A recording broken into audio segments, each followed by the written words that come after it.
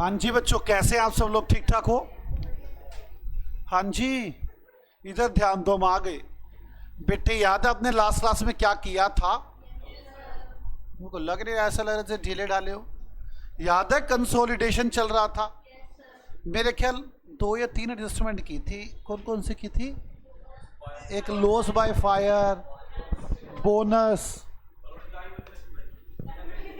Bonus के बाद revaluation. बस मैंने सब लिखवा दिया था। मुझे लगता है रिवैल्यूएशन वाला लिखवाना बाकी था। मैं चाहता हूं पहले ना, मैं रिवैल्यूएशन का लिखवाने से पहले एक एग्जाम्पल बनाना चाहता हूं अब तक के सारे टॉपिक कवर का, ताकि आपको सब याद आ जाए आपने क्या क्या पढ़ा हुआ है। वैसे मुझे उम्मीद तो है आपको याद होगा, बाकी मुझे पता है मेरी उम्मीद पे कितना खरा उतरते हैं। एग्जाम्पल कितने हो गए हैं? 15। एक एग्जाम्पल नंबर 16 लिखो। ये मैं बस कुछ नहीं करवा रहा, अब तक का जो काम हो चुका उसकी रिवाइज करवा रहा हूं उसको। Balance sheet as on 31 March 2026।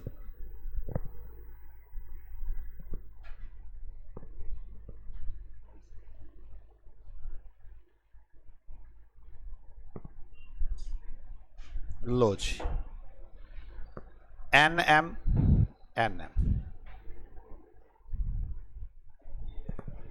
Fix assets, machine, land, investment in M limited 125 रुपए का एक share. Current assets, machine 5000, Muskan के पास 5400, 5000 2600, 10,000 10,000 16,000। इक्विटी शेयर कैपिटल कितनी है? बोलो ना। 20,000 और 12,500। ठीक है, 10 थी, आप समझ नहीं गए होंगे क्या कर दिया होगा मैंने। बोनस इशू कर दिया होगा जरूर। Reserve and surplus 6,055। लोन 4,000 और 6,000।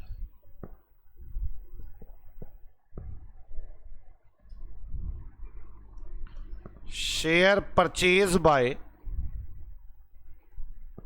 नीरज लिमिटेड एज ऑन 30 सितंबर 2025। समझ में आ गई बात? Reserve and surplus of M limited as on 1 April 25 5,000 रुपये।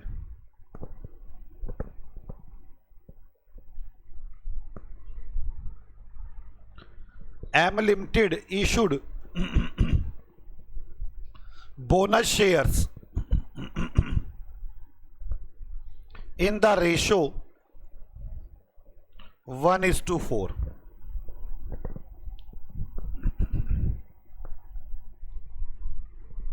Loss by fire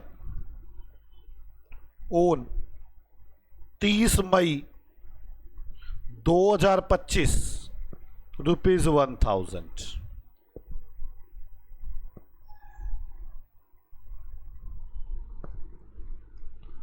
revaluation of machine of Muskan limited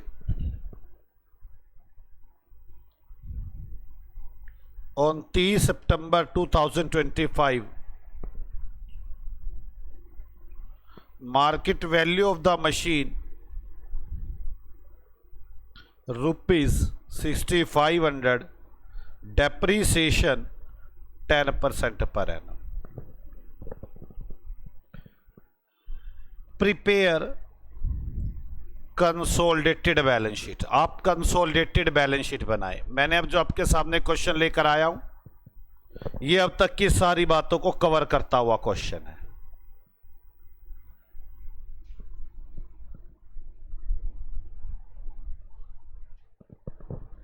हमें कंसोलिडेटेड बैलेंस शीट बनानी है और share holder fund,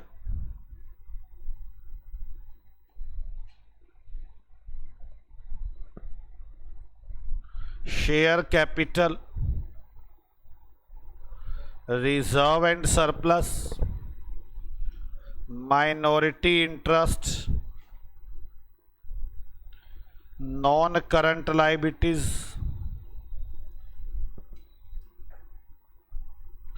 current liabilities.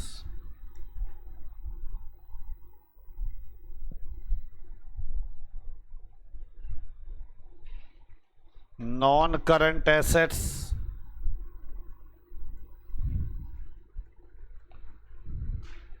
और current assets.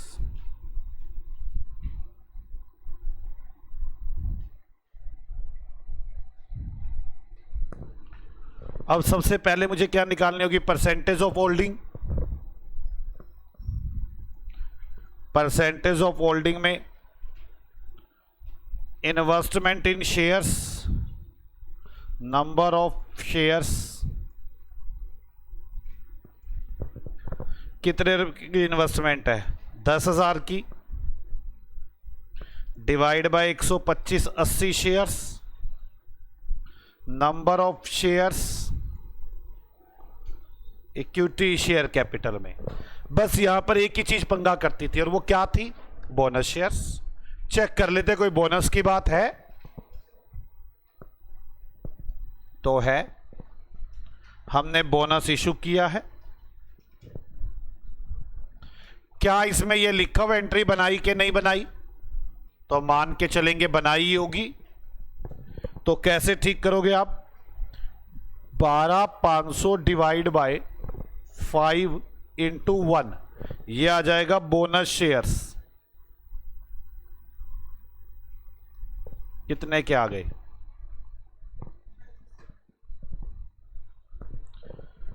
Equity share without bonus 12,500 minus 2,500, 10,000। समझ में आई बच्चों बात? 10,000 डिवाइड बाय 100 शेयर्स। तो percentage of holding 80 divide by 100 into 100, 80%। इसका मतलब हमारा उस पर कंट्रोलिंग इंटरेस्ट है, वो हमारी सब्सिडरी है। हमें कंसोलिडेटेड बैलेंस शीट बनानी है इस 21 के अकॉर्डिंग। तो हम देखते हैं हमने जो इंटरेस्ट लिया उसमें हमारी गुडविल थी या कैपिटल रिजर्व था। कैलकुलेशन ऑफ गुडविल और capital reserve.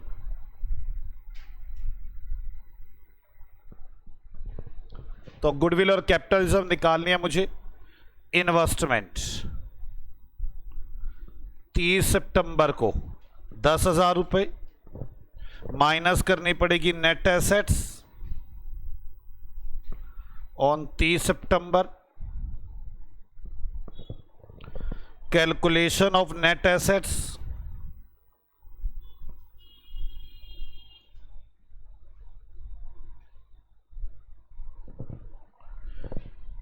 Equity share capital 12,500 plus करूंगा इसमें pre profit,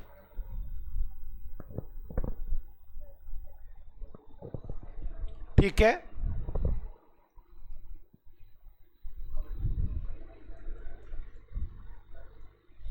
calculation of pre and post profit. आप प्री और पोस्ट प्रॉफिट कैलकुलेट करें। Total post pre reserve and surplus. तो देखिए कितने हैं रिजर्व एंड सरप्लस? 5,500 है और यहां पर कितने हैं? 5,000। टाइम एडजस्टमेंट होगी।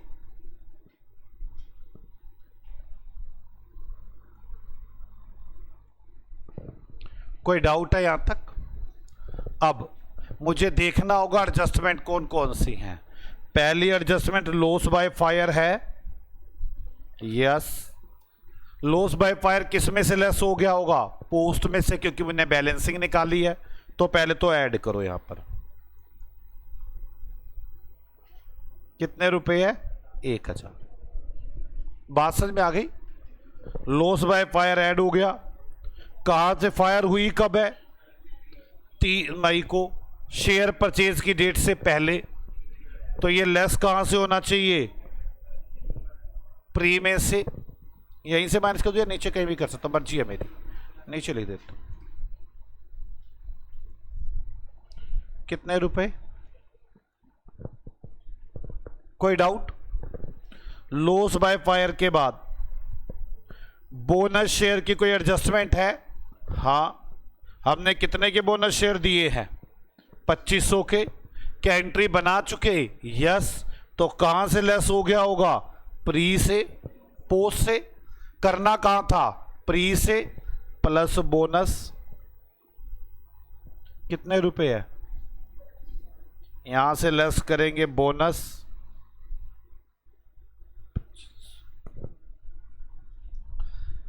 बोनस। इसके बाद कौन सी है? रिवैल्यूएशन। तो रिवैल्यूएशन कितना है देख लें। रिवैल्यूएशन की मार्केट वैल्यू है 6500 रुपए की। तो मुझे रिवैल्यूएशन को ठीक करना होगा। मैं पहले बाकी कर लूं, कितनी बनती है? 4000, 5000। टाइम एडजस्टमेंट, तो यहां से 2000 माइनस हो जाएंगे 30 सितंबर तक के, यहां पे ऐड हो जाएंगे। अभी तक मेरी ये 5 2 7 7 में से 3500 चले गए। यहां तो 2 रह गए, 7 में से 3500 चले गए, 3500। अभी मेरे पास एक एडजस्टमेंट रह गई, और कौन सी रह गई? रिवैल्यूएशन की। आओ पहले रिवैल्यूएशन की बात कर लें।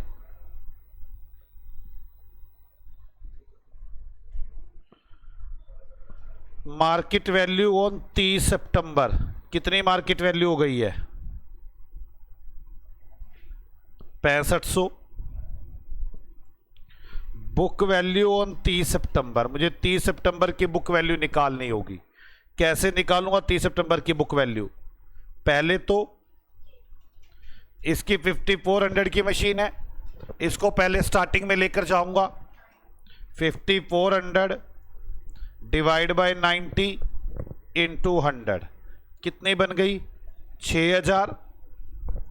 अब 6000 पर 10% के रेट से 6 महीने का डेप्रीसिएशन लगा 30 सितंबर तक, कितना आ गया?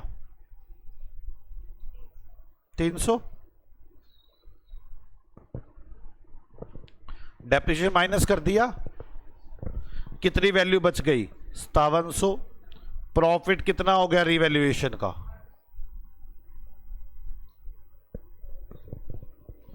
इसका डेप्रीसिएशन भी देखना होगा। ओल्ड डेप्रीसिएशन, ओल्ड तो डेप्रीसिएशन कितने पर लगता था? 6000 पर। 10% के रेट से सितंबर से मार्च तक। और न्यू डेप्रीसिएशन 6500 पर 10% के रेट से 6 महीने का, कितना? 338, 25। तो 25 रुपए का एक्स्ट्रा डेप्रीसिएशन हुआ। क्या आपको मेरी बात समझ में आई है?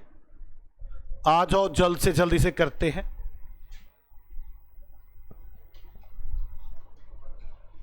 रिवैल्यूएशन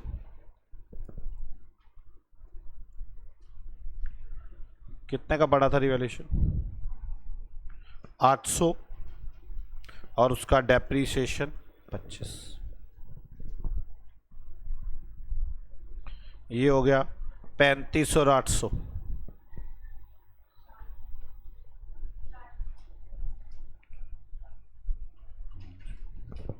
1975 में नीरज लिमिटेड का हिस्सा और माइनॉरिटी इंटरेस्ट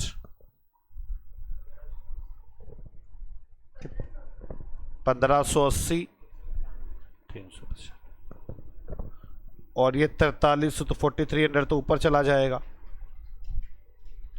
16,800 इसमें नीरज लिमिटेड का हिस्सा और माइनॉरिटी इंटरेस्ट। 16,800 में नीरज लिमिटेड का हिस्सा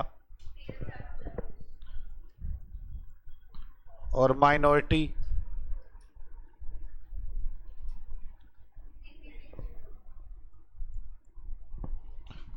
13,440। कैपिटल रिजर्व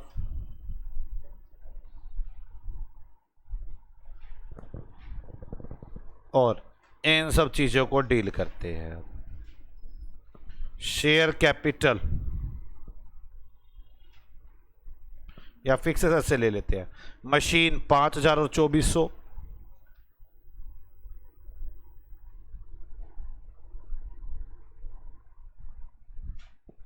मैंने गलत तो नहीं कर दिया मशीन को? 5400 है। ऐड किया रिवैल्यूएशन, कितना ऐड किया रिवैल्यूएशन? 800। लेस किया डेप्रीसिएशन, कितना, कितनी आ गई machine?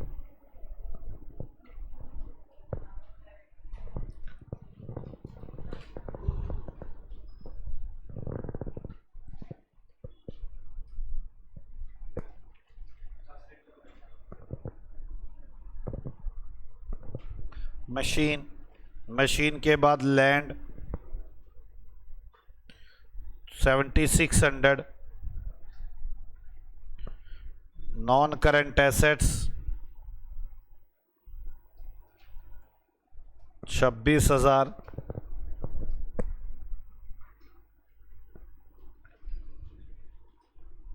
Equity share capital 20,000। Reserve and surplus में पी एंड एल हमारा कितना है? 6,000। और वहां से कितना आया?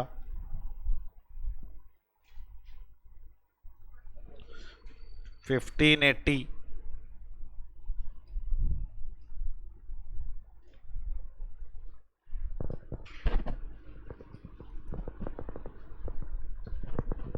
कैपिटल रिजर्व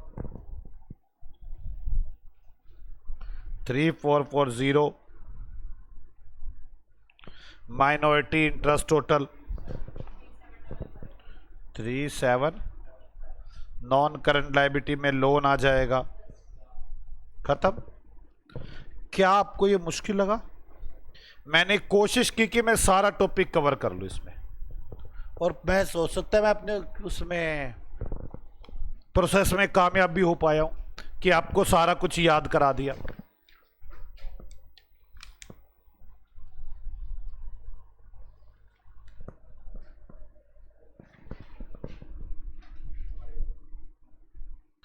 बच्चों मैंने आपको ना रिवैल्यूएशन लिखवाया नहीं था। आ जाओ रिवैल्यूएशन लिखवा दूं आपको, जो आपने किया था। रिवैल्यूएशन लिखवाया नहीं था ना? आ जाओ रिवैल्यूएशन लिख लेते हैं थ्योरी में। Revaluation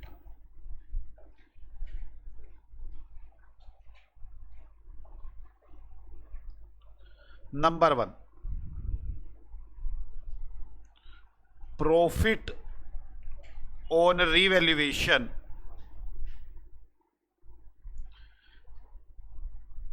added in pre-profit after adjustment, after time adjustment। समझ में आ रही है? जो प्रॉफिट होगा वो ऐड हो जाएगा। Depreciation on it less from post profit after time adjustment.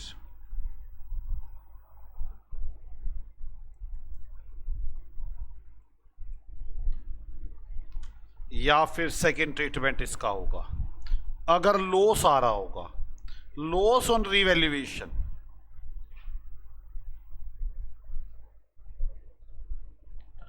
Less from pre profit after time adjustment.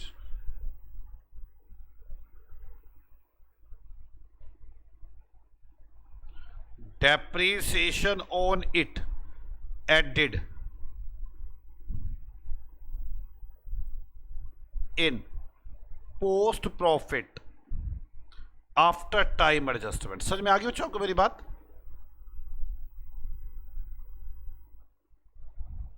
Time adjustment में ऐड या लेस कर देंगे। क्लियर? अब आगे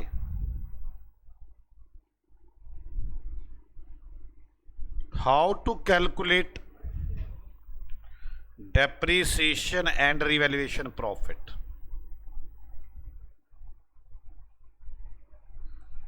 कैसे कैलकुलेट करेंगे? अगर आपने शेयर परचेज डेट यहां है और बैलेंस शीट डेट यहां है, तो आप लोग क्या करेंगे? मार्केट वैल्यू यहां पर लेंगे, यहां से डेप्रीसिएशन ऐड करेंगे,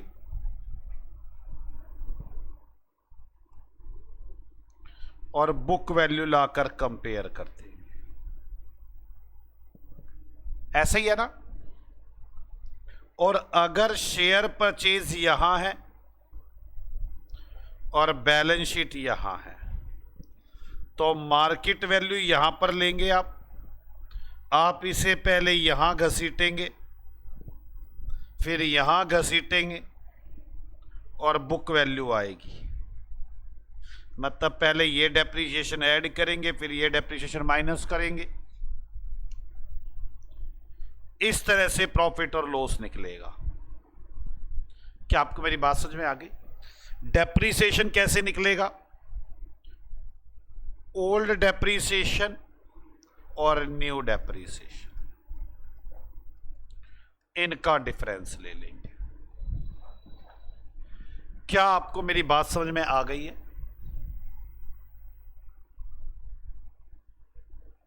ठीक है, नोट कर लो पहले यहां से फटाफट।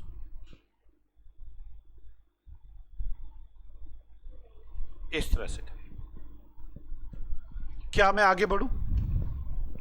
मेरे पास ज्यादा एडजस्टमेंट रह नहीं गई। मेरे पास एक तो मेन एडजस्टमेंट रह गई डिविडेंड की, जो एक बड़ी एडजस्टमेंट कह सकता हूं मैं, मुझे आपको समझानी होगी।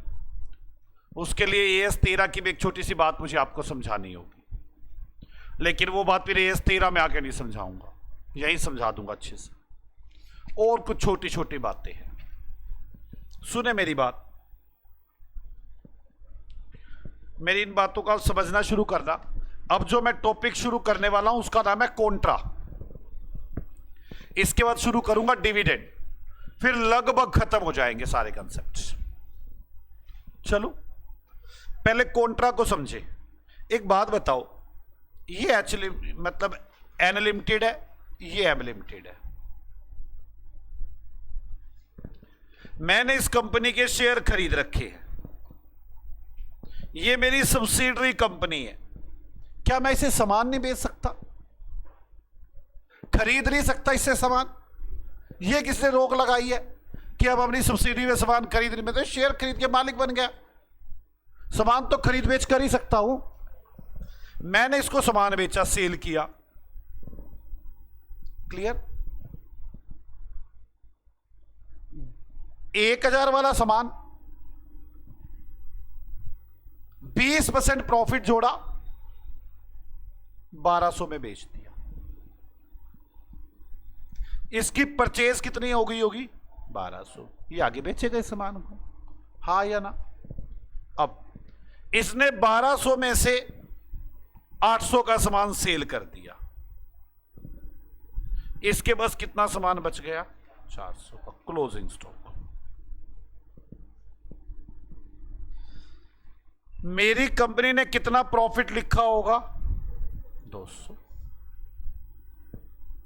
हाँ या ना? मैंने इससे पैसे कितने लेने हैं? डेटर्स कितने हैं? 1200। इसके क्रेडिटर कितने होंगे? 1200। 400 का तो आगे बेचा है ना उसने, क्रेडिटर 1200 के हो गए। इसने मुझे BR दे दिया 800 रुपए का, हो सकता है ना? अब मेरे डेटर्स कितने रह गए होंगे? ये 400। इसके लिए क्या हो गया होगा? BP 800, creditor 400। मैंने इसमें से 100 रुपए के बीआर एंडोर्स कर दिए, एंडोर्स कर दिए। मैंने किसी के पैसे देने थे, वो पैसे मांगने आया, मैंने बीआर दे दिया 100 रुपए का। ओके, अब पता क्या होगा, जब मैंने किसी को बीआर दे दिया तो मेरी बुक्स में बीआर कितने के रह गए होंगे? 700। डेटर्स कितने के रह गए होंगे? 400। और एक लाइबिलिटी होगी कंटीजेंट लाइबिलिटी, बैलेंस शीट के बाद, उसमें आएंगे बीआर 100 रुपए के। भाई अगर मुस्कान पैसे नहीं देगी तो मैं दूंगा पैसे। क्या ये बात समझ में आती है? मैं दोबारा इस कहानी को बताने की कोशिश करता हूं और फिर मुझे यहीं से ही बात करनी है। नीरज लिमिटेड ने मुस्कान लिमिटेड को सामान बेचा। कॉस्ट कितनी थी नीरज की? सेल कितना किया? 1200। नीरज ने अपनी बुक्स में प्रॉफिट कितना लिखा? 200। मुस्कान के पास परचेज कितने की हो गई? 1200। मुस्कान ने इसमें से सेल कर दिया 800 का। क्लोजिंग स्टॉक कितना बचा मुस्कान का? 400। अब ये सेल नीरज की क्या होंगे? डेटर्स 1200। ये परचेज मुस्कान के क्या होंगे? क्रेडिटर। अभी पैसे नहीं दिए हमने। अब डेटर्स के बदले मैंने कहा पैसे दे, इसने मुझे बीआर दे दिया 800 का, तो मेरे डेटर्स कितने रह गए? 400। इसके लिए क्या होगा? बीपी कितना? 800। इसने पैसे देने, बिल्स पेबल, और इसके क्रेडिटर कितने रह गए? 400। मैंने ये बीआर किसी को दे दिया, किसी के पैसे देने थे, मैंने कहा तू बीआर ले जा, 100 रुपए का बीआर ट्रांसफर कर दिया। अब मेरे बिल कितने रह जाएंगे? 700। और मेरी बैलेंस शीट में क्या चीज आ जाएगी? Contingent liability 100। अब हम दोनों मिल रहे हैं, एक बैलेंस शीट बना रहे हैं। अलग अलग बैलेंस शीट का हिसाब बता दिया। जब एक बैलेंस शीट बनाएंगे, पहली बात, ना तो तू मेरी डेटर ना मैं तेरा क्रेडिटर। कैंसल होना चाहिए, नहीं होना चाहिए? इधर से 700 के बीआर कैंसल, बीपी भी 700 के ही कैंसल होंगे, 100 के रह जाएंगे। अगर मेरे पास ही होते फिर तो 800 हो जाते। कंटीजेंट लायबिलिटी भी खत्म हो जाएगी। अब तो हम एक ही हो गए। नहीं समझ में आई बात मेरी? बोलो। मेरा बीआर 700 कैंसल, मुस्कान का बीपी 700। मुस्कान कह रही मैंने तो 800 दिया था तुझे। मैंने कहा 100 मैंने किसी और को दे दिया, ये तो बाहर अब देने पड़ेंगे। अब बोलो पक्का? अब मुस्कान के क्लोजिंग स्टॉक में कुछ प्रॉफिट है? हाँ, मैंने 1200 में 200 रुपए प्रॉफिट जोड़ा हुआ है जो सामान भेजा था। मुस्कान ने 800 का सामान बेच दिया, 400 का तो बेचा ही नहीं। मैं कहूंगा 200 का प्रॉफिट 1200 के सामान में है, तो 400 के सामान में कितना? 66.66। मैं इससे नीरज के प्रॉफिट कम कर दूंगा और मुस्कान वाला स्टॉक कम कर दूंगा। किस किस को पहले यह बात समझ में आती है? बोलो पक्का?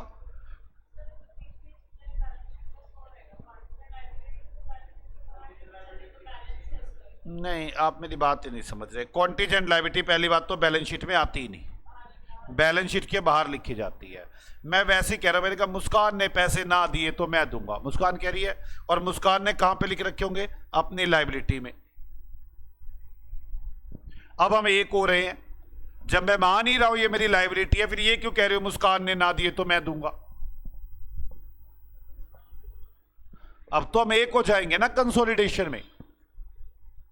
नहीं समझ में आ रही बात? आप पहले मेरी बात समझो, मैं आपको यही बात समझाता हूं। मुस्कान की बैलेंस शीट में बीपी है 800 रुपए के, नीरज की बैलेंस शीट में बीआर है 800 रुपए की। ये सारे के सारे मुस्कान वाले हैं, तो कैंसिल हो जाएंगे, कोई दिक्कत नहीं। नीरज की बैलेंस शीट में यही वाले बीआर थे, मैंने 700 रख दिए। कोई कहने लगा 100 कहां गए, मैंने कहा किसी को दे दिया, अब वो मुस्कान से पैसे ले लेगा। कहते मुस्कान नहीं देगी तो मैं कहा मैं दूंगा, फिर कॉन्टीजेंट 100। मुस्कान की बैलेंस शीट में बीपी कितना आ गया? 800। अब हम एक हो रहे हैं, एक बन रहे हैं। मैं कहा मुस्कान तेरे बीपी कितने हैं? कहती 800। मैं कहा मेरे पास तो 700 के भी यार। कहती वो तुझे दिए नहीं थे 100 रुपए उसको, कह रहा था नहीं देगी मुस्कान तो मैं दूंगा, यकीन नहीं था। मैं कहा अलग अलग थे तो यकीन किस बात का? अगर तू पैसे ना देते हो मेरे को देने पड़ते, इसलिए मैंने कंटीजेंट लिख दिया था। कहती अब तो हम एक हो गए। कहती फिर फाइनल लिख लेते हैं, बीपी 100, 700 कैंसिल हो गया। अब ये तो लिखने की जरूरत नहीं ना, मुस्कान नहीं देगी तो मैं तो जब हम वही एक गए। बोलो, इसे बोलते हैं कॉन्ट्रा। ठीक है, मैं कुछ एग्जाम्पल बनाऊंगा, आप मुझे बताना बैलेंस शीट में से क्या कैंसिल होगा। ये तो सबके बाद बैलेंस शीट में से कैंसिल होना है सीधा। बैलेंस शीट में से डेटर कम, क्रेडिटर कम, बीपी कम, बीआर कम, इसका तो कोई इफेक्ट ही नहीं है। आ जाओ मेरे साथ साथ, मुझे करके दिखाओ एग्जाम्पल नंबर 70।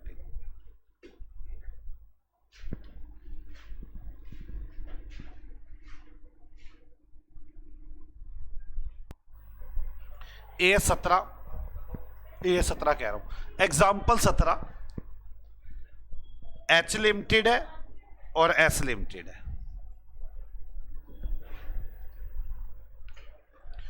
ए पार्ट, एच के बीआर है 10,000 और एस के बीपी है 10,000। All BP, all acceptance, acceptance मतलब BP of S limited in favour of H limited. बताओ क्या करोगे? कैंसिल कर देंगे। सॉल्यूशन क्या होगा? H limited B R reduced by ₹10,000 और S limited BP reduced by ₹10,000। बात खत्म हो गई। बोलो बच्चों, B part,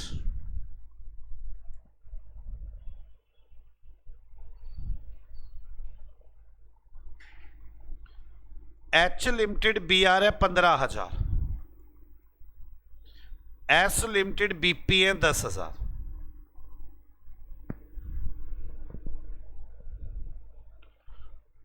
all acceptance of S limited in favour of H limited. बताओ सॉल्यूशन क्या होगा? जल्दी बताओ, कितने कैंसल होंगे? 10,000। ऐसा हो सकता है ना एच की किसी और के भी आर भी हो, जरूरी थोड़ी ना सारे एस के ही होंगे।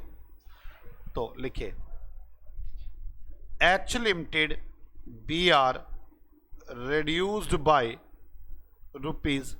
₹10,000, S limited BP reduced by ₹10,000। चलो आगे,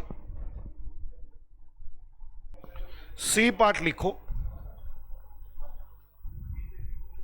सी पार्ट, एच लिमिटेड है बच्चों और एस लिमिटेड है। B R 10,000, BP 8,000। All acceptance of S limited in favour of H limited. तो कितने कैंसिल करोगे आप? 8,000। H limited endorse ₹3,000 to Sohan Limited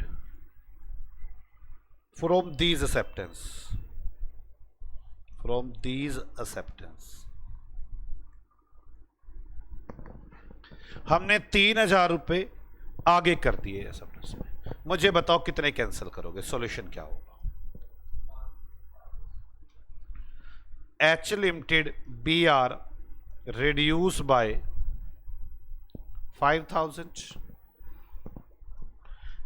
H limited contingent liability reduced by 3,000. S limited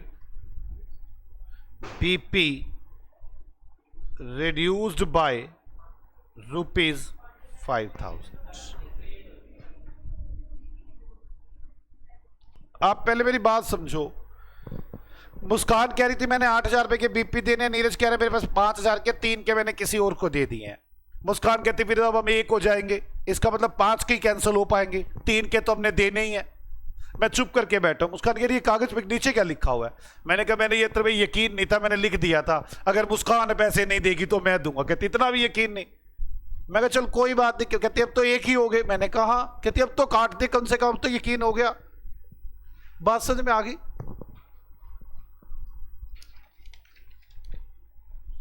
D BRBP की होगी बातें। अब H limited है और S लिमिटेड है।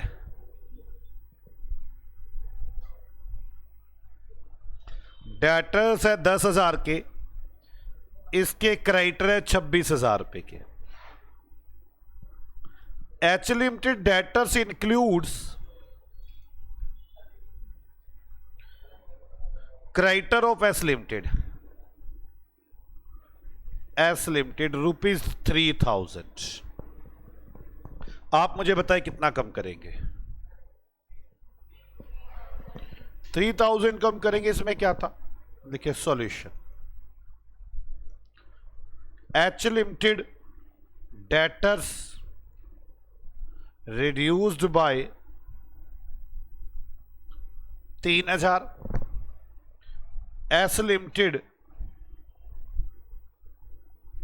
Creditor reduced by 3,000। क्या ये मुश्किल है? E part. चले ई पार्ट देखिए। H लिमिटेड और S लिमिटेड है।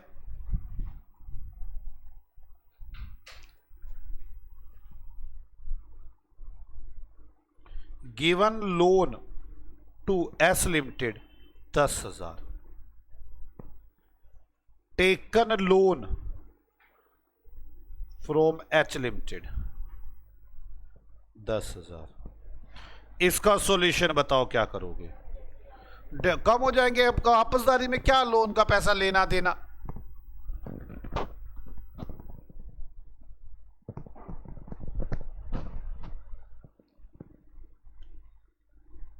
Solution. H limited investment loan reduce by 10,000। ठीक है ना? उसकी इन्वेस्टमेंट में आ रहा होगा कि मैंने लोन दे रखा है। मुस्कान लिमिटेड लोन रिड्यूस्ड बाय ₹10,000।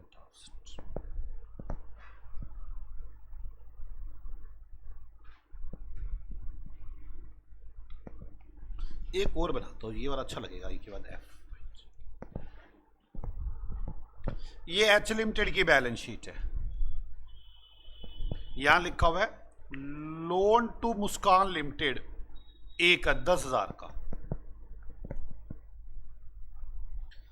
और मुस्कान लिमिटेड की बैलेंस शीट में लिखा हुआ है लोन फ्रॉम नीरज लिमिटेड 11,000। ऐसा हो सकता है कभी?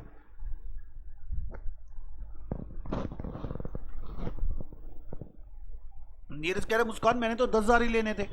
मुस्कान कह रही है नहीं नहीं 11 देने मैंने कहा ऐसा कैसे? कहती ब्याज भूल गया तू नीरज। मैं कहा ओ मैं ब्याज भूल गया। Difference of ₹1,000 interest entry made by Muskan limited but note made by Neeraj limited. तो आप क्या करेंगे अब इसका इफेक्ट? पहले तो नीरज के प्रॉफिट बढ़ाएंगे 1000 और लोन बढ़ाएंगे 1000, ब्याज हो गया। तो लिखिए सॉल्यूशन क्या बनेगा इसका। 1000 rupees added in profit of Neeraj limited, 1000 added in loan to M limited in Neeraj books of Neeraj limited. मेरी बात समझ में आ गई? नीरज की बुक्स में एक तो लोन बढ़ा देंगे और एक ब्याज बढ़ा देंगे। क्लियर ना? और फिर 11,000 रुपए का loan, investment reduce from Neeraj limited, और 11,000 रुपए का loan liability reduce from M limited.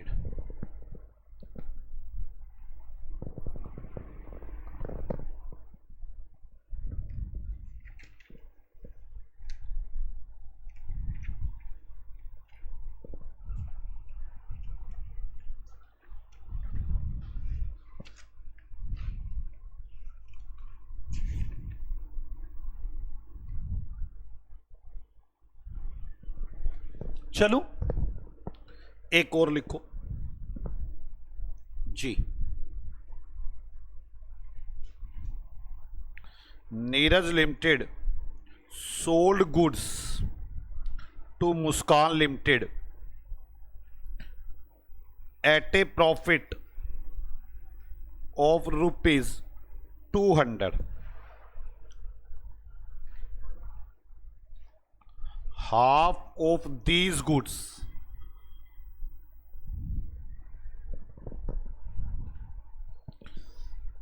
available in stock of Muskan limited.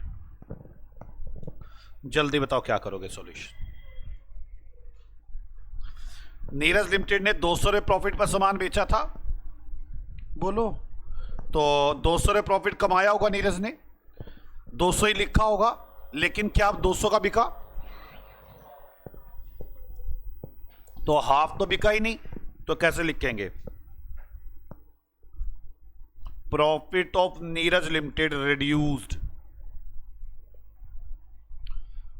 200 का half 100। Stock of Muskan limited reduced 200 का हाफ 100।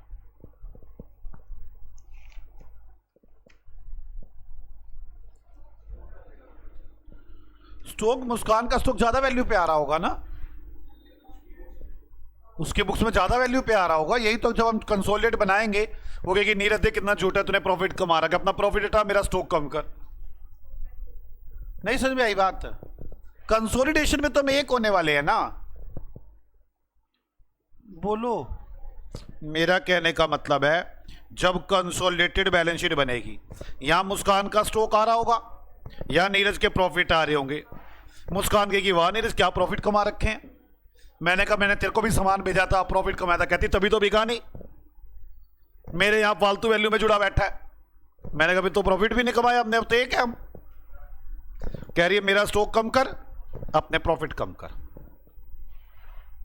कंसोलिडेटेड बैलेंस शीट में हाफ करेंगे, जितना भी स्टॉक होगा।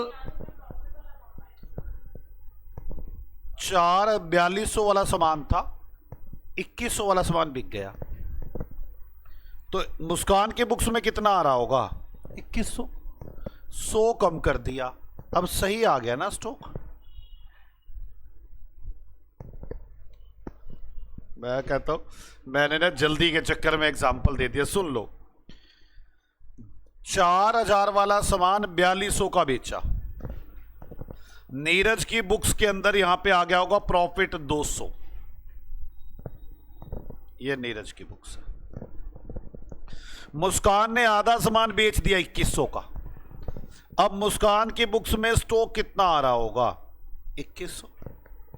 अब हम दोनों मिल गए, मिले तो मेरा प्रॉफिट जुड़ा 200 रुपए, मुस्कान के यहां से स्टॉक आया 2100 रुपए, जुड़ गए। मुस्कान कह रही है देखा मेरा 2100 का स्टॉक है। मैं हंसने लग गया, मैंने कहा मैंने भेजा था 100 रुपए में, मैंने प्रॉफिट है मेरा इसमें।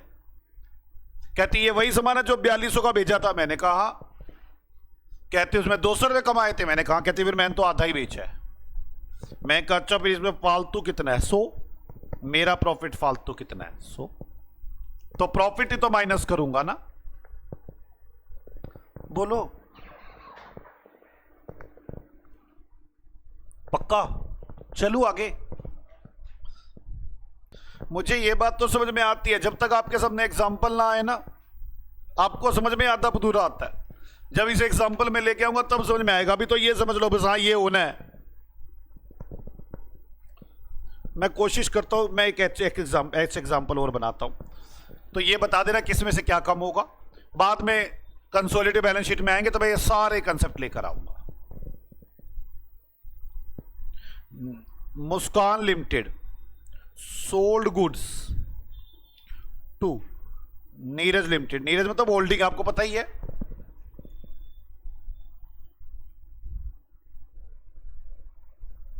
Cost of goods ₹4000 at ₹4200।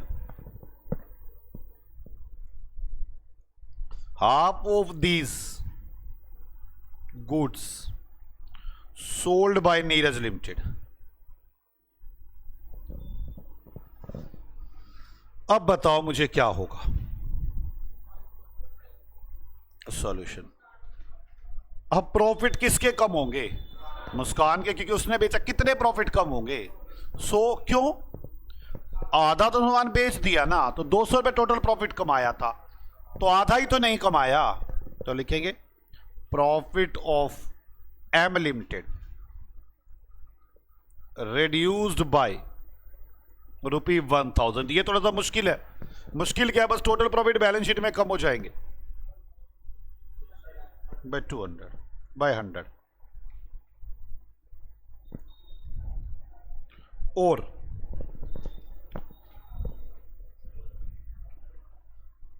Stock of Neeraj limited reduced bye ₹100। क्या समझ में आ गई बात?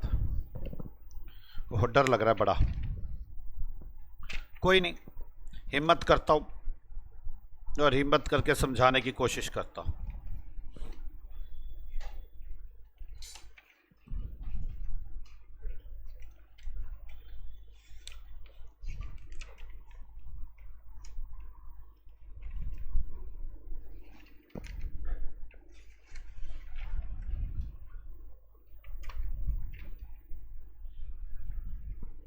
मैं ना ये वाले कंसेप्ट पे ना क्वेश्चन बाद में कराऊंगा, या करा दूं पहले?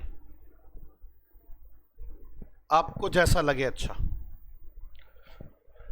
पहले कंसेप्ट पे करवा दूं क्वेश्चन, बनाओ फिर एग्जाम्पल 20। आपने एक एग्जाम्पल बढ़वा दिया। कौन सा चल रहा है एग्जाम्पल? 18। या एक काम करो ना, मैं इस एग्जाम्पल में बनाना तो नहीं चाहता था, बना रहा हूं तो 17 का ए लिख लो। बनाना तो नहीं चाहता था मैं बिल्कुल भी। Balance sheet as on 31 March 2026। पर मैं एक काम करूंगा, मेरा जो दिल कह रहा है, मैं ना इसमें एडजस्टमेंट नहीं डालूंगा, ना लॉस बाय फायर की, ना बोनस की एडजस्टमेंट, कुछ और नहीं डालूंगा, ना रिवैल्यूएशन की, बस खाली यही एडजस्टमेंट डालूंगा। ठीक है ना? Fixed assets, machine, land 6000, 4000, 3000, 2000। Investment इन मुस्कान लिमिटेड 125 रुपए का एक शेयर, 10,000 रुपए की।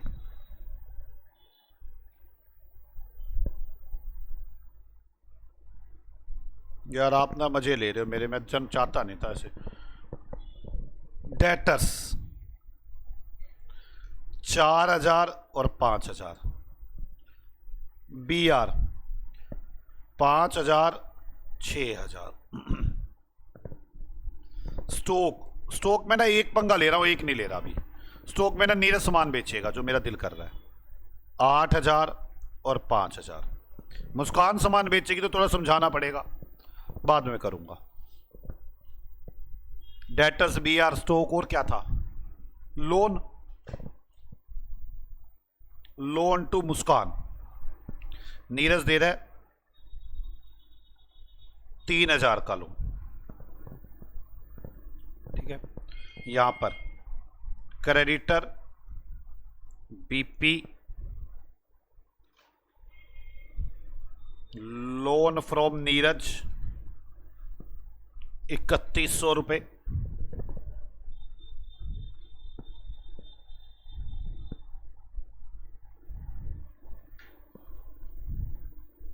या चलो 3,000 ही कर लो। वैसे तो पता है ना 3,100 का लोन है, 100 रुपए के प्रॉफिट बढ़ाए जाएंगे। एक ने एंट्री नहीं बना रखी, किसने नहीं बना रखी? नीरज ने। ये चलो छोड़ो, कर ही दिया तो। 6,000 4,000 5,000 7,000।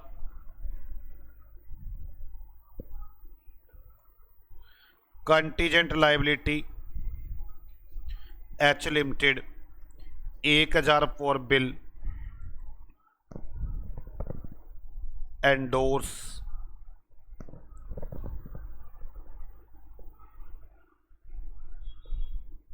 कैपिटल 20,000 और 10,000। अब जो डिफरेंस है बता दो, मैं रिजर्व एंड सरप्लस डाल दूंगा। यहाँ पे बैंक बैलेंस भी लिख दो थोड़ा सा यार। 1,500 यार, 1,500 ही चलो बहुत है। अब मुझे बैलेंसिंग भी करता, मैं रिजर्व एंड सरप्लस निकाल लूँ। किस साइड लाइट, किसकी लाइट ज्यादा हो रही है? किसका? N का 2,000 से ज्यादा हो रहा है। ये लो फिर 3,000 हो गया। अब टैली हो गया। ये 1,000 जोड़ लिया था ना पहले। आपने मुझे कहा लाइबिलिटी का टोटल हो रहा है 26 और 5 31,000 हो रहा है। टोटल करके देख लो यहाँ का 31 आ रहा है या नहीं आ रहा। कहीं चेंज करना होगा तो मैं कर दूंगा, मेरी मर्जी।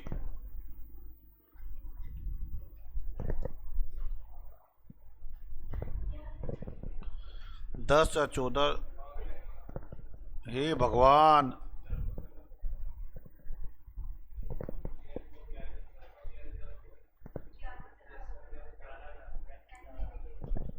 किधर लिखू गया?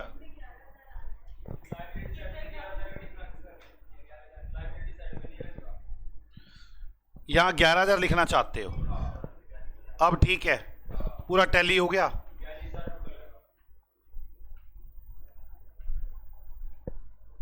ये देख लेना, अगर ये मैच ना हुआ ना छोड़ूंगा नहीं मैं तुम्हें, मैं पहले बता रहा हूं। सारा क्वेश्चन बना बनाया खराब हो जाएगा, मेहनत खराब हो जाएगी मेरी। नहीं कितना यहां पे 1,600 और डालू। मैं इसे 5,000 करता हूं। मैंने 5,000 कर दिया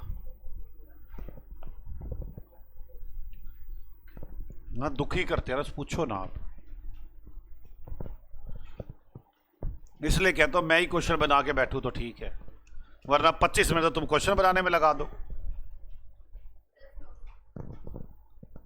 अभी ना आप ये 1,600 कह रहे थे, इधर मैंने 5 कर दिया। 10 900 कहीं लॉजिक नहीं बनता। कितना आएगा इधर?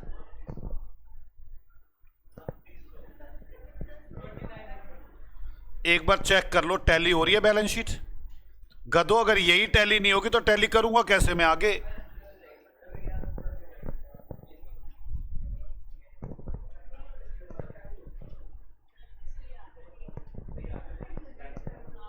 देखा आपने क्या कह रहे थे? अब चलो लिखें। नीरज लिमिटेड परचेज शेयर 29 सितंबर 2025। ये बैलेंस शीट तो पता होगी ना कब की है? बोलो गधो। Profit of M limited on 1 April 25,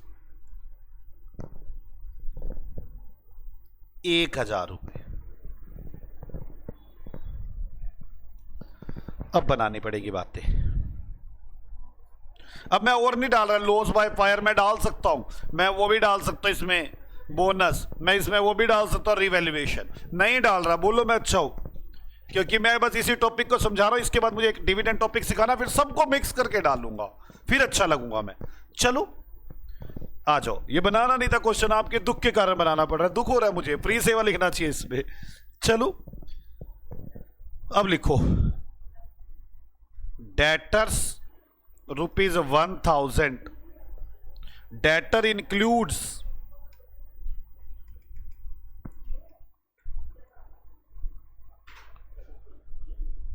N limited debtors includes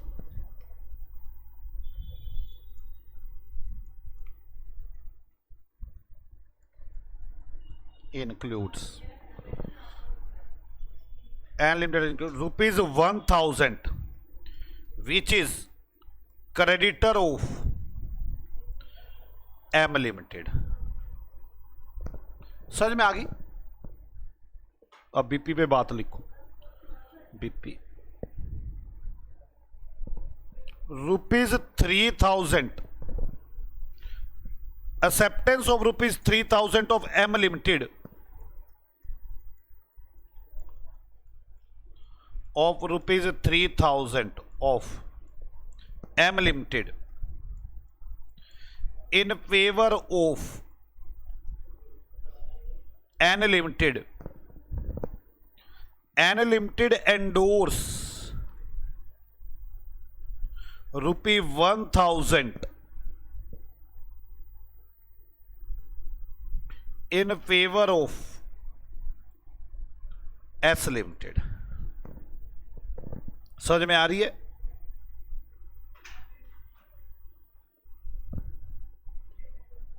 ये तो हो गया स्टॉक। मैं बड़ा अच्छा हूं, भी एन सामान बेच रहा है, सामान बेचे तो दिक्कत आएगी, बताऊंगा क्या दिक्कत आएगी। N limited sold goods to M limited at a profit 20% on cost.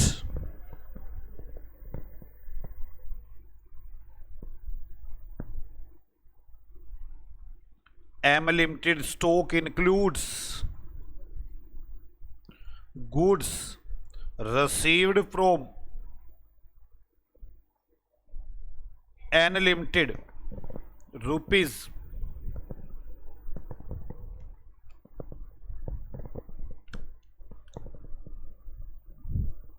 अगर 1,000 का सामान हो 20% प्रॉफिट 1200 हो जाएगा। 1200 बोलो मैं अच्छा हूं।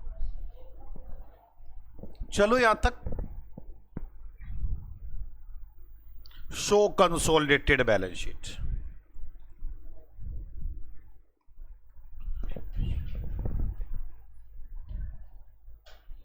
सॉल्यूशन। मूर्खों ने मुझसे फ्री का काम करा रहे हैं, कराना नहीं था ये काम। मैंने घर पे सोचा था ये क्वेश्चन नहीं बनाऊंगा। कंसोलिडेटेड बैलेंस शीट बोलो हाँ, बोलो फ्री का चल रहा है। Equity and liability, share holder fund,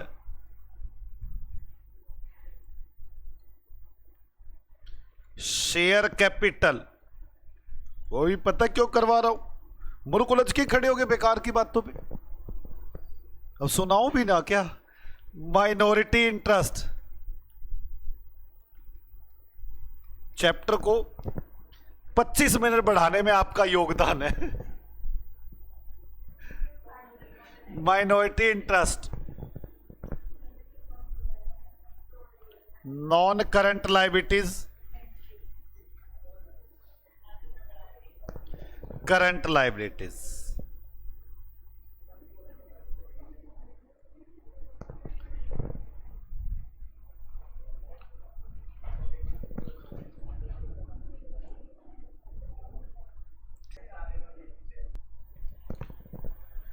current liabilities,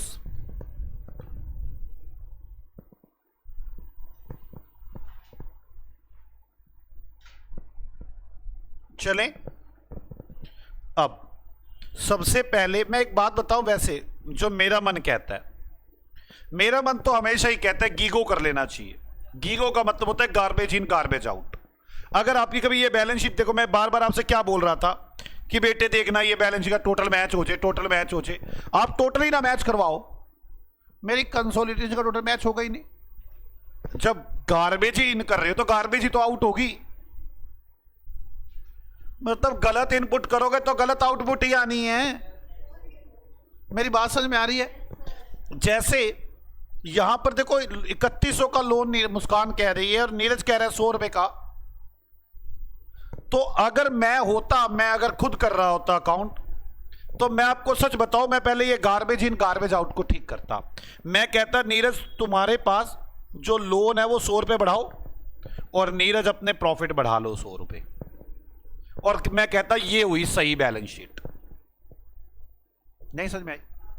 मैं ये बात पता क्यों बता रहा हूं, क्योंकि दिक्कत ये तब आएगी जब मुस्कान ने लिख रखा होगा 3000 का लोन और नीरज ने लिख रखा होगा 3100 का लोन। तो आपको किसके प्रॉफिट बढ़ाने पड़ेंगे? मुस्कान के। मुस्कान के मतलब अगर लोन अपोजिट होता, मुस्कान ने दे रखा होता और मुस्कान ब्याज की एंट्री ना बनाती, तो मुझे प्रॉफिट किसके बढ़ाने पड़ते? मुस्कान के। और लोन किसका बढ़ाना पड़ता? वो भी मुस्कान का। ओ यार, मेरा कहने का मतलब जरूरी नहीं है हमेशा नीरज ही लोन देगा, हो सकता है मुस्कान भी लोन दे दे। तो मेरा कहने का मेन मोटिव ये है, क्योंकि नीरज के प्रॉफिट से तो फर्क नहीं पड़ता, मुस्कान के प्रॉफिट से बड़ा फर्क पड़ता है, क्योंकि मुस्कान के प्रॉफिट बैलेंस शीट में नहीं जाने होते, वो प्री पोस्ट होने होते हैं। समझाऊंगा बाद में, छोड़ो तुम आ जाओ। हाँ मैं समझ गया तुम्हारी बात। सबसे पहले परसेंटेज ऑफ होल्डिंग निकालो। मैं तो गलती बोलने बैठ जाता हूं कई बार। परसेंटेज ऑफ होल्डिंग निकालो। परसेंटेज ऑफ होल्डिंग निकालने के लिए आप लोगों को यहां पे तो कोई बोनस बानस तो है नहीं, यहां पे 80 और डिवाइड बाय 100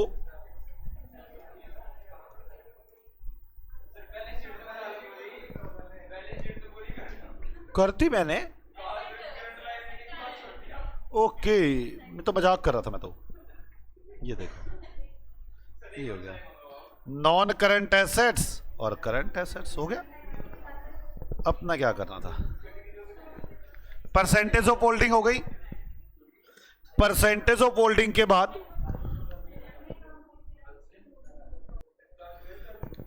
चलो आगे चलते हैं, यहां तक समझ में आ गई। परसेंटेज ऑफ होल्डिंग के बाद कैलकुलेशन ऑफ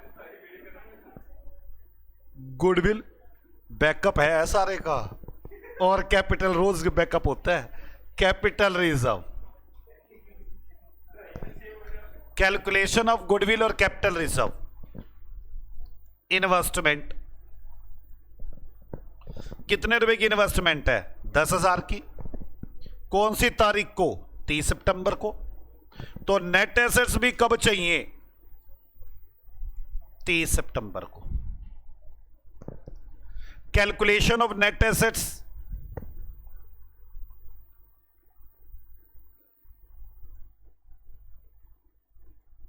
दुख बड़ा लग रहा है, क्यों पता है? 25 मिनट बढ़ोतरी आपकी वजह से। सुनाऊंगा पूरे क्वेश्चन में। इक्विटी शेयर कैपिटल कितनी है? 10,000। रिजर्व एंड सरप्लस, ओके ना? तो इसके लिए मुझे प्री पोस्ट करना पड़ेगा। Calculation of pre and post profit, total post pre, reserve and surplus. Muskan के रिजर्व एंड सरप्लस कितने हैं? 2900। जिस दिन शेयर परचेज किए तो तब के तो नहीं है, 1 अप्रैल के दिए हुए हैं। 1000, 1900 और कोई लॉस बाय फायर हुए कोई एडजस्टमेंट तो है नहीं, बस time adjustment. 1900 divide by 12 into 6 महीने के यहां से कम कर दो, कितना आ गया? 950। ये 1950 हो गए, ये 950 हो गए। हाँ या ना? अब नीरज लिमिटेड का हिस्सा और माइनॉरिटी इंटरेस्ट 950 में 80%, और बाकी ये 1950 ऊपर चला गया।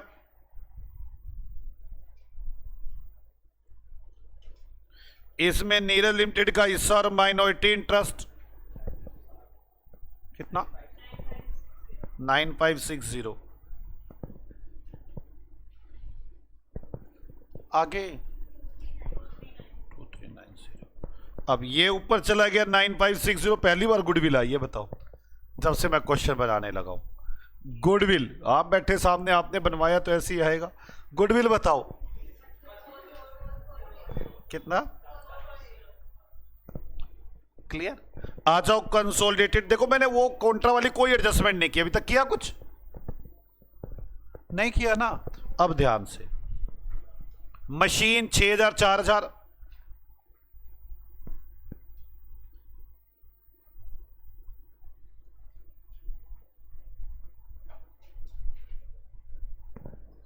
मशीन के बाद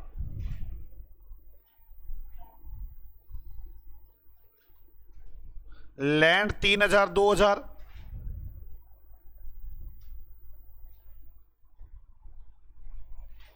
अब करंट एसेट्स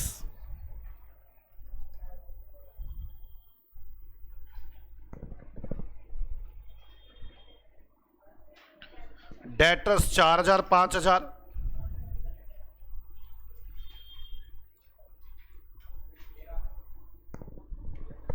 डेटर्स के बाद BR 5000 6000,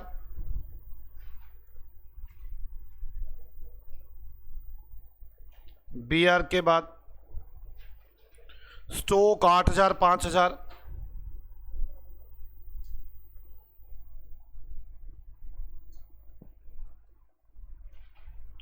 स्टॉक के बाद लोन 3000। मैं से करंट लोन ही मान के चल रहा हूं, लोन्स एंड एडवांसेस का लोन कितने रुपए है? लोन के बाद बैंक बैलेंस 3000 और 5000, ठीक है। इधर से कैपिटल 20000,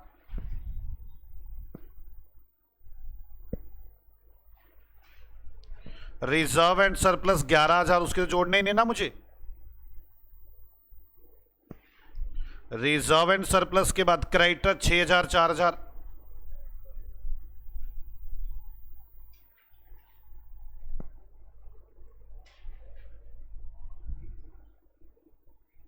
BP 5000 7000,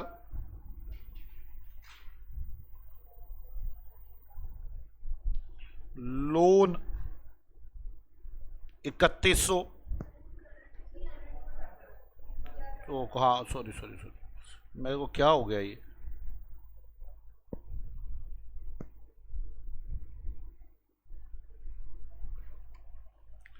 चलो फ्री में तो दिमाग ही नहीं चलता। करंट लायबिलिटीज, अब मुझे समझ में आई आपको पढ़ने में दिल क्यों नहीं करता। फ्री में दिमाग ही नहीं चलता। करंट लायबिलिटीज, क्रेडिटर कितना? क्रेडिटर 6000। सर अभी तो देने पड़ रहे हैं बल्कि पैसे। क्रेडिटर के बाद BP कितना? BP आगे लोन 3100। यहां तक की बात हुई थी, बोलो यहां तक की। अब एक एक एडजस्टमेंट को पढ़ते हैं। पहली बात तो एक 100 रुपए के ब्याज की एडजस्टमेंट तो मैं खुद को नजर आ रही है। इस 100 रुपए के ब्याज से क्या होगा आराम से सोच के देखो। नहीं पहले ये भी कर लूं, गुडविल ₹440, ये भी लिख दो ना। गुडविल 440, यहां पे करंट नॉन करंट एसेट्स में गुडविल 440। गुडविल के बाद माइनॉरिटी इंटरेस्ट भी जोड़ लो, 2390 और 760, नहीं 190। माइनॉरिटी इंटरेस्ट बता दो, 2580। माइनॉरिटी इंटरेस्ट भी हो गया। माइनॉरिटी इंटरेस्ट के बाद वो क्या चीज है, पोस्ट प्रॉफिट कितने हैं, 760। यहां तक तो समझ में आ रही है ना बात, कुछ किया ही नहीं अभी तक तो मैंने। कॉन्ट्रा वाली कोई एडजस्टमेंट की क्या अभी तक मैंने, एक भी नहीं की। अब पढ़ता हूं। 100 रुपए के ब्याज की तो आपको दिख ही रही है। 100 रुपए के ब्याज की एंट्री किसने बनानी है, पहले ये देख लो आप, नीरज ने। तो नीरज के प्रॉफिट बढ़ेंगे और लोन बढ़ेगा। चलो, नीरज के प्रॉफिट 100 रुपए से बढ़ाए और ये 3000 की जगह कितना हो गया, 3100। ओके, बोलो। आपको मैं बताऊं, अगर मुस्कान के प्रॉफिट बढ़ाने पड़ जाते ना तो बैलेंस शीट से ही बढ़ाने थे। मुस्कान के प्रॉफिट बढ़ाने पड़ जाते तो मैं पता क्या करता, ये 2900 की जगह 3000 ही ले लेता। मैं इसलिए कह रहा था कि मुस्कान के प्रॉफिट बढ़ाने में बड़ी दिक्कत है तो पहले ही बढ़ाने पड़ते। अगर प्रॉफिट्स नीरज के ठीक ठाक करने हो कोई दिक्कत नहीं है, लेकिन अगर मुस्कान के प्रॉफिट ठीक ठाक करने हो तो बड़ी दिक्कत है। वो पहले ही ठीक ठाक करने होंगे, क्योंकि वो कहां एडजस्ट होंगे, यहां। और अगर ना समझ में आए ना, बाद में भी हो जाए, तो पोस्ट पे जाएंगे वो, क्योंकि आप यहां पे कुछ 3000 करोगे, उसका फर्क कहां पर आने वाला है, पोस्ट में। तो इसलिए मैं कह रहा था कि मैंने एक भी एडजस्टमेंट में भी मुस्कान के प्रॉफिट को ठीक ठाक नहीं कराया। अब आगे, अब ये लोन तो कैंसिल कर दूं, अब तो हम एक हो गए हैं, ये 3100 तो कैंसिल, नील अमाउंट, लोन तो गया। एक एक एडजस्टमेंट को पढ़ते और चलते चले जाते हैं, पढ़ो। ये दो तो हो गई है। डेटर्स में 1000 रुपए इंक्लूड है, जो क्राइटर में इंक्लूड है, दोनों के डेटर क्राइटर कम कर दो 1000 से।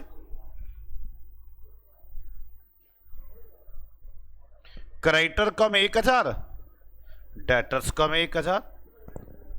अब जब एक हो जाएंगे फिर अलग अलग थोड़ी ना रहेंगे। अब जो पैसे उसने देना वो मैंने देना।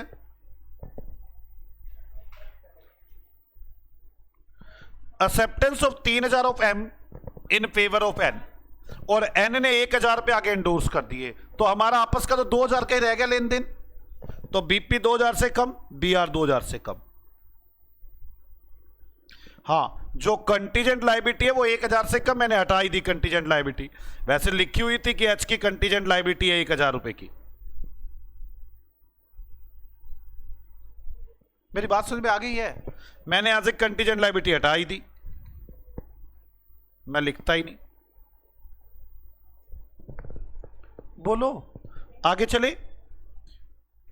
ये लिखी हुई थी ना कंटीजेंट लायबिलिटी, ये देखो हटा दी मैंने ये।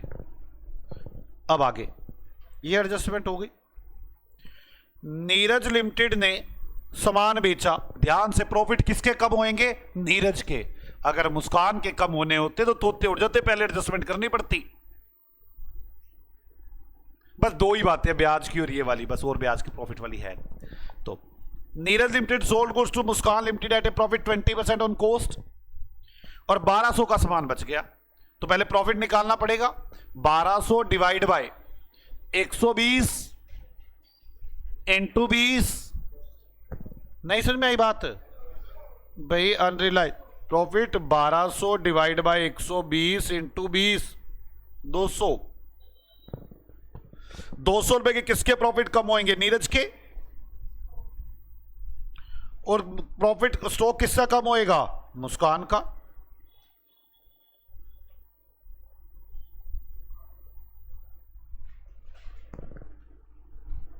और एडजस्टमेंट देखो, बस। कितना हो गया रिजर्व, 11000 प्लस 760 प्लस 100, 860। 11860 माइनस 200, 11660।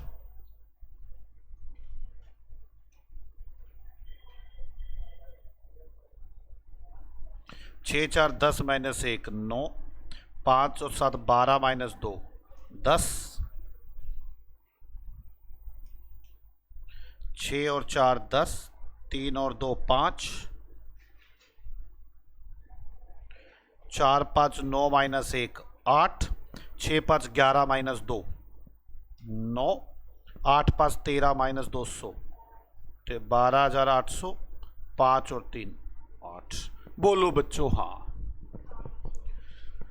आ जाओ, मिलते हैं आपसे अगली क्लास में एक नए कंसेप्ट के साथ, जिसके अंदर मैं आपको कंसेप्ट करवाऊंगा डिविडेंड। और देखना आपके तोते ना उड़ा दिए तो मैंने, क्योंकि AS 13 भी उसमें कवर करूंगा। AS 13 एक ऐसा टॉपिक है, मैं AS 13 में जाके कोशिश करूंगा उसको ना समझाऊं, उसको यही समझाने की कोशिश करूं, इससे मेरा AS 13 करना आसान हो जाएगा। बोलो बच्चों हाँ। चलो मिलते हैं आपसे अगली क्लास में। Bye bye. आप लोग इतने को रिवाइज करके आएंगे। बाय बाय बच्चों।